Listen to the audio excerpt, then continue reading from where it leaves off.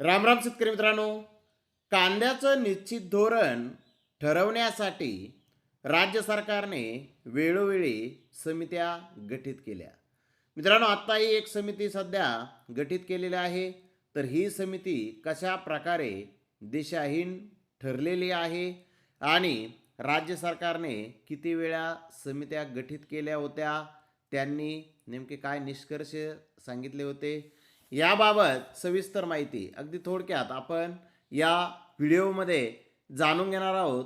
मित्रांनो, सध्या कांदा उत्पादक शेतकऱ्यांचं खूप मोठं नुकसान कांदा पिकामधून गेलं वर्ष होऊन गेलं तेव्हापासून होत आहे. परंतु सरकारने जी समिती गठीत केलेली आहे ती कशी दिशाहीन ठरलेली आहे पाहूयात. राज्य सरकारने कांदा पिकाबाबत व्यापक धोरण ठरवण्यासाठी पाशा पटेल यांच्या अध्यक्षतेखाली तयार केलेली कांदा धोरण समिती दिशाहीन ठरली आहे. 6 महिन्यात अहवाल सादर करण्याचे आदेश असतानाही 8 महिन्यानंतरही समितीने अहवाल सादर केलेला नाही. समितीतील मूळ सदस्यासह निममित्रांची संख्या सतत वाढत गेली. सदस्यांना कोणतेही मानधन प्रवास भत्ता मिळत नसल्यामुळे समितीच्या कामात विस्कळीतपणा आला आहे. अहवाल सादर करण्यास आणखी 3 महिने लागण्याची शक्यता आहे.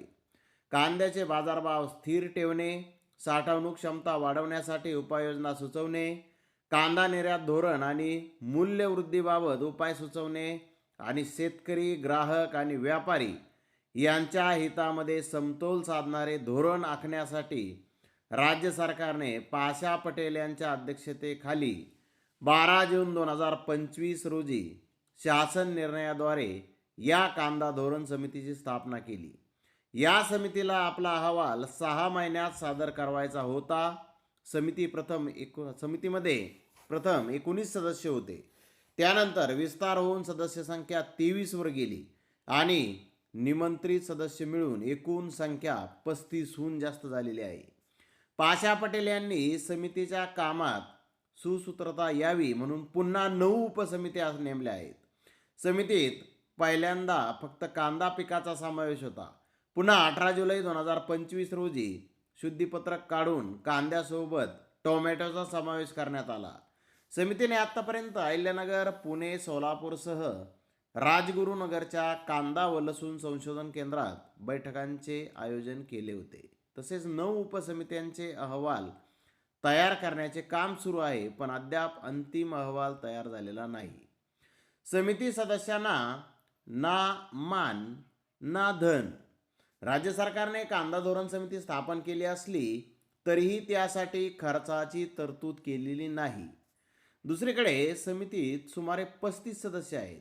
मानधन प्रवास भत्ता मिळत नसल्यामुळे सर्व सदस्य बैठकीला उपस्थित राहत नाहीत. आता समितीला गुजरातमधील भावनगर येथील कांदा प्रक्रिया केंद्राला भेट द्यावयाची आहे. दिल्लीतील आझादपूर मंडीला भेट देऊन व्यापाऱ्याची चर्चा करायची आहे. केंद्र सरकारच्या संबंधित अधिकाऱ्यांशी दिल्लीत चर्चा करायची आहे. लासलगाव येथे बैठक घ्यायची आहे.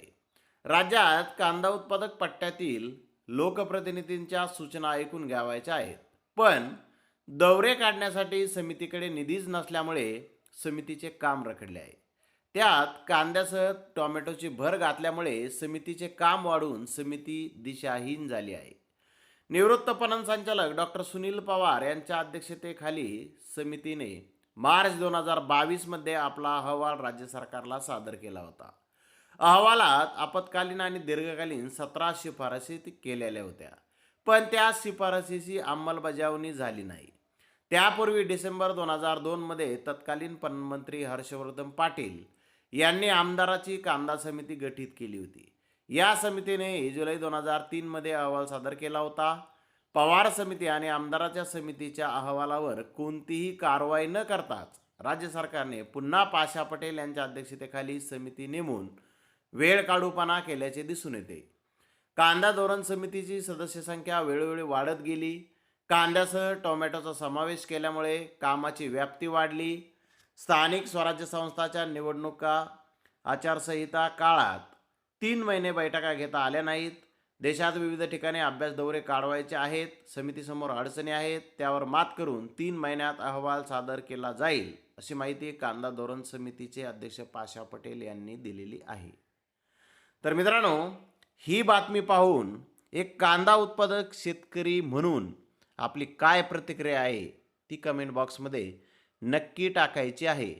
कारण या बातमीवरून आपल्या लक्षात आलं असेल की सरकारने वेळोवेळी कांद्यासाठी समित्या गठीत केल्या, अहवालही आला, परंतु त्या अहवालावर काही अंमलबजावणी करायचीच नाही आणि पुन्हाच नवीन एखादी समिती स्थापन करायची, असं सरकारचंही वेळ काढूपणाचं धोरण कांद्याबाबत आहे. या बातमीवरून ते स्पष्ट दिसून येत आहे.